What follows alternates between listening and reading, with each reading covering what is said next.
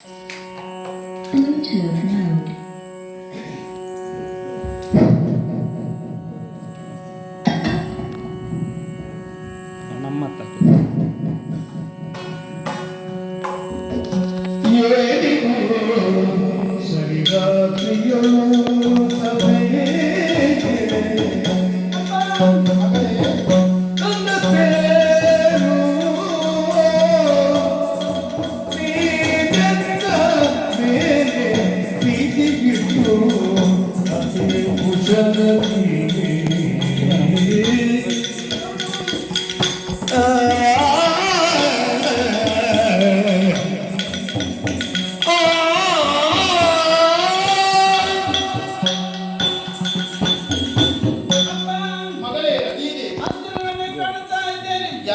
ಯಾವತ್ತು ಸಭೆ ನೆರವೇರಿಸುವುದು ಅದು ಹಗಲಿ ಹೊತ್ತಿನಲ್ಲಿ ಖಂಡಿತ ಏನೇ ವಿಚಾರವಿದ್ದರೂ ಸಭೆ ಸೇರಿಸಿ ಅವರು ವಿಚಾರವನ್ನು ತೋಡಿಕೊಳ್ಳುತ್ತೀರಿ. ಇವತ್ತು ಹಾಗಲ್ಲ. ಈ ಮಧ್ಯರಾತ್ರಿಯ ಹೊತ್ತು ಏನೋ ಸಭೆ ನಡೆಸಿದ್ದೀರಿ. ಇದು ಯಾಕೆ ಏನು ಎತ್ತ ಎಂಬ ಹಾಗೆ ತಿಳಿಯಲಿಲ್ಲ. ಹೇಳಿಯಪ್ಪ ಮಗಳೇ.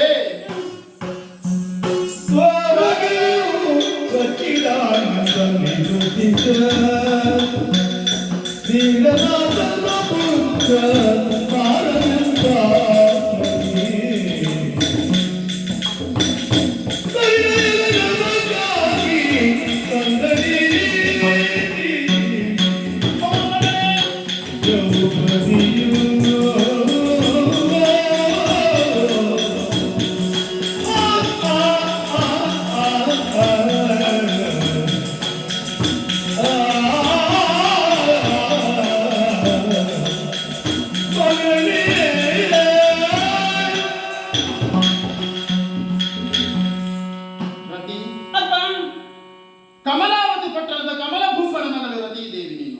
ಹೌದಪ್ಪ. ಈ ಕಮಲಾವತಿ ಪಟ್ಟಣದಲ್ಲಿ ಇಷ್ಟರ ತನಕ ಮಧ್ಯರಾತ್ರಿ ವೇಳೆಯಲ್ಲಿ ನಾನು ಸಭೆಯನ್ನು ನಡೆಸಿದ್ದಿಲ್ಲ. ಇಲ್ಲ. ಎಲ್ಲರನ್ನು ಕರೆದದ್ದು ಕೂಡ ಇಲ್ಲ. ಇವತ್ತು ಆಶ್ಚರ್ಯ ಪಡಬೇಕಾದಂತಹ ವಿಷಯವೇ. ಈ ರೀತಿಯಾಗಿ ಸಭೆಯನ್ನು ನಿರ್ಮಾಣ ಮಾಡಬೇಕು ಅಂತಾದ ಕಾರಣ ದ್ವಾರಕೆಯಿಂದ ಬಂದಿದ್ದಾರೆ ಇವರು ಇಲ್ಲಿಗೆ. ಯಾರು ಬಂದರು? ಕೃಷ್ಣನ ತಂಗಿ ದ್ರೌಪದಿ ಒಲಿ ಹೋಗ್ತಾ ಇದ್ದಾಳಲ್ವ? ಹೌದಲ್ಲ. ಬೇರೆ ಯಾರು ಅಲ್ಲ. ಅಲ್ಲಿ ಕೃಷ್ಣನಿಗೆ ಮಗಳು ಅವಳಿದ್ದಾಳಂತೆ, ಮನ್ಮಥ ಎಂಬಾತ. ಮಾರ ಅನಂಗ ಎಲ್ಲ ಕರೀತಾರೆ ಅವಳನ್ನ. ಅವಳಿಗೆ ಹುಡುಗಿ ಆಗಬೇಕು ಅಂತ, ವಧು ಆಗಬೇಕು.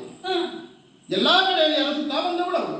ಅದು ಕೂಡ ಈ ಮಧ್ಯರಾತ್ರಿ ವೇಳೆಯಲ್ಲಿ ನೋಡು ಹೆಂಗಸರನ್ನು ಕಳುಹಿಸಿಕೊಟ್ಟದ್ದು ಸಂಧಾನಕ್ಕಾಗಿ. ಎಲ್ಲಿಯಾದ್ರೂ ವಧು ಇದ್ದಾಳ ಹುಡುಕಿಕೊಂಡು ಬಾ ಅಂತ. ನಾಳೆ ಬೆಳಗಾಗುವುದರೊಳಗೆ ಮದುವೆ ಆಗ್ಬೇಕಂತೆ. ಅಷ್ಟು ಸುಲಭದಲ್ಲಿ ಕೊಡ್ಲಿಕ್ಕೆ ನನ್ನ ಮಗಳು ರತಿದೇವಿ ಅಂತ ಹೇಳಿದ್ರೆ ಯಾರು? ಅವಳ ಯೋಗ್ಯತೆ ಏನು? ಇದು ಯಾವುದನ್ನು ಲೆಕ್ಕಿಸದೆ ಬಂದು ಮನ್ಮಥನಿಗೆ ಕೇಳಿಬಿಟ್ಲಲ್ವಾ? ಯದುವಂಶದವರಿಗೆ ನಾವೆಲ್ಲ ಹುಡುಕಿ ಕೊಡುವ, ಬದು ಕೊಡುವುದ, ಸಂಬಂಧವನ್ನು ಬೆಳೆಸುವುದ ಸರಿಯಾಗುವುದಿಲ್ಲ ಎನ್ನುವ ಕಾರಣಕ್ಕಾಗಿ ಬಂದವಳಿಗೆ ಸರಿಯಾಗಿ ನಿಂದಿಸಿ ಕಳಿಸಿಕೊಟ್ಟಿದ್ದೇನೆ. ಅದಕ್ಕೆ ಹೋಗ್ತಾ ಇದ್ದಾಳೆ.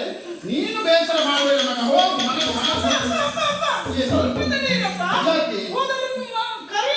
ಯಾಕೆ ಕರೆಯುವುದು? ಅಪ್ಪ ಏನು ನೀವು ಮದುವೆ ಆಗುದಿಲ್ಲ ಅಂತ ಹೇಳಿದ್ರೆ ಮದುವೆ ನಡೀತದಪ್ಪ.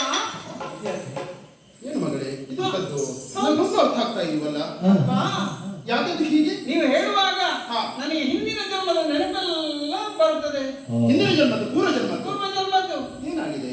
ಹಿಂದೆ ಶಂಬರಾಸುರ ಎಂಬ ದಾನವನ ಮನೆಯಲ್ಲಿ ನಾನು ಪಾಕಾಂಗನೇ ಆಗಿದ್ದೆ. ನೀನಾ? ಅಡುಗೆಗೆ ಓಹೋ ಬೆಸ್ತನವರು ಮೀನೊಂದನ್ನು ತಂದು ಕೊಟ್ಟ. ಅದನ್ನು ಸೀಳುವಾಗ ಅದರ ಹೊಟ್ಟೆಯಲ್ಲಿ ಒಂದು ಪುಟ್ಟ ಮಗುವಪ್ಪ. ಮೀನಿನ ಹೊಟ್ಟೆಯಲ್ಲಿ ಮಗುವ? ಅಲ್ಲ, ಚಂದದ ಮಗು. ಅವನಿಗೆ ತಿಳಿಯದಂತೆ ಸಾಕಿದೆ, ಬೆಳೆಸಿದೆ. ಎದೆರಕ್ಕೆ ಮಾಡುವಾಗ ಏನೋ ಅವನಲ್ಲಿ ಪ್ರೀತಿ ಹುಟ್ಟಿತು. ಪರಸ್ಪರ ಪ್ರೀತಿ ಹುಟ್ಟಿತು. ಮದುವೆ ಹಂತಕ್ಕೆ ತಲುಪಿತಪ್ಪ. ಆಗ ನಾರದರು ಬಂದ್ರು. ಈ ಮದುವೆ ನಡೆಯುವುದಿಲ್ಲ ಅಂತ ಹೇಳಿ. ಈ ಮದುವೆ ನಡೆಯುವುದಿಲ್ಲ. ನಿಮಗೆ ಬೇಸರ ಆಗಲಿಲ್ವ ಮಗಳೇ? ಬೇಸರ ಆಗದೆ ಮತ್ತೆ ಯಾಕೆ ಕೇಳುವಾಗ ಪ್ರಾಯದ ಅಂತರ ಇತ್ತಲ್ವೇ? ಹಾಗೆ ಅವನು ಸಾಕಿದ್ದೆ ನಾನು. ನನಗಿಂತ ಸಣ್ಣ ಪ್ರಾಯ ಉಂಟು. ಯಾಕೆಂತ ಹೇಳಿದ್ರೆ ಒಂದು ತಾಯಿಯ ಸ್ಥಾನದಲ್ಲಿ ನೀನಿದ್ದಿ. ಮತ್ತೆ ಮಗನ ರೀತಿಯಲ್ಲಿ ನೋಡಿಕೊಂಡು ಬರುವಾಗ ವಯಸ್ಸಿನಲ್ಲಿ ಕೂಡ ಜಗಜಾಂತರ ವ್ಯತ್ಯಾಸ ಉಂಟು. ನಮ್ಮ ಇಚ್ಛೆಗೆ ಫಲವಿಲ್ಲವೋ ಹೇಳುವಾಗ ಅವರೇ ಹೇಳಿದ್ರು, ಇನ್ನು ಮುಂದೆ ಕಮಲಭೂಪನಿಗೆ ಮಗಳಾಗಿ ಹುಟ್ಟುತ್ತಿ ರತಿ ಎಂಬ ಹಾಗೆ. ಅವ ಹಾಗೆ ಇರ್ತಾನೆ. ಆಗ ಪ್ರಾಯದ ಅಂತರ ಹೇಗಿರ್ತದೆ? ಅವ ದೊಡ್ಡವನಾಗುತ್ತಾನೆ, ನೀನು ಸಣ್ಣವಳಾಗುತ್ತಾನೆ ಅಲ್ವೇ? ಹಾಗೆ ನಾರದರ ಉಪದೇಶದಂತೆ ಮದುವೆ ನಡೆದೇ ನಡೀತದೆಪ್ಪ. ದೇವ ಋಷಿಗಳಾದಂತಹ ನಾರದರು 3 ಗಳಿಗೆಯಲ್ಲಿ 3 ಲೋಕವನ್ನು ಸಂಚಾರ ಮಾಡಬೇಕಾದವರು. ಅವರನ್ನು ಕಲಹ ಪ್ರಿಯರು ಅಂತ ಹೇಳ್ತಾರೆ. ಖಂಡಿತವಾಗಿಯೂ ಅಲ್ಲ, ಅವರು ಲೋಕದ ಒಳಿತನ್ನೇ ಬಯಸುವವರು. ಹಾಗಿರುವಾಗ ನಾರದರ ಮಾತು ಈ ರೀತಿಯಾಗಿ ಉಂಟು ಅಂತ ಆದ್ರೆ ಇದೆಲ್ಲ ಪೂರ್ವ ಜನ್ಮದ ಯಾರಿಗೆಲ್ಲ ನೆನಪಾಗ್ತದೆ? ಹೇಳಿದ್ಮೇಲೆ ಮತ್ತೆ ನನಗೆ ಗೊತ್ತಾಯ್ತು. ಇದು ಮೊದಲೇ ಹೇಳ್ತಿದ್ರೆ ಪಾಪ ಅವಳಿಗೆ ನಾನು ಬೈಲಿಕ್ಕಿತ್ತ. ನಿಮ್ಮದು ತಪ್ಪಲ್ಲ, ನನ್ನ ಮೇಲೆ ಅಷ್ಟು ಪ್ರೀತಿ ಮಮತೆ ನಿಮಗೆ. ಏನೇ ನೀವುಂಟಲ್ಲ ಯಾರೇ ಆಗಲಿ ಮಕ್ಕಳ ಮತ್ತೆ ಮುದ್ದಿನ ಏಕೈಕ ಪುತ್ರಿಯ ನಾಳಿದ್ದಾಗಿ ಕೇಳುವಾಗ ರಾತ್ರಿ ಬಂದು ನಾಳೆ ಬೆಳಗಾದ ಒಳಗೆ ಕೊಡಬೇಕು. ಏನೇ ಇರಲಿ, ಯಾರೇ ಯಾವ ದ್ರೌಪದಿಯನ್ನು ಬರಲಿಕ್ಕೆ ಹೇಳಿ ಈ ಕಡೆಗೆ ಬರ್ತಾ ಇದ್ದಾರಲ್ಲಿ, ಮಗಳೇ ನೀನೇನು ಬೇಸರ ಮಾಡಬೇಡ. ಮನ್ಮಥನ ಜೊತೆ ನಿನ್ನ ಕಲ್ಯಾಣ ನಡೆಯುತ್ತದೆ. ನನ್ನದು ಸಂಧಾನವನ್ನು ಮಾಡುತ್ತೇನೆ. ಹೇಗೂ ಆಯ್ತಲ್ಲ, ಬಂದಿದ್ದಾಳಲ್ವಾ? ಅದೆಲ್ಲ ಒಂದು ಸಿಟ್ಟಿನ ಬರದಲ್ಲಿ ಮಗಳ ಮೇಲೆ ಪ್ರೀತಿಯಿಂದ ಈ ರೀತಿಯಾಗಿ ಮಾತಾಡಿದೆ. ನೀನೇನು ಕೋಪಿಸಿಕೊಳ್ಬೇಡ, ಸಂಧಾನವನ್ನು ಬೆಳೆಸುವ ಅಂತ ಹೇಳ್ತೇನೆ ನಾನು.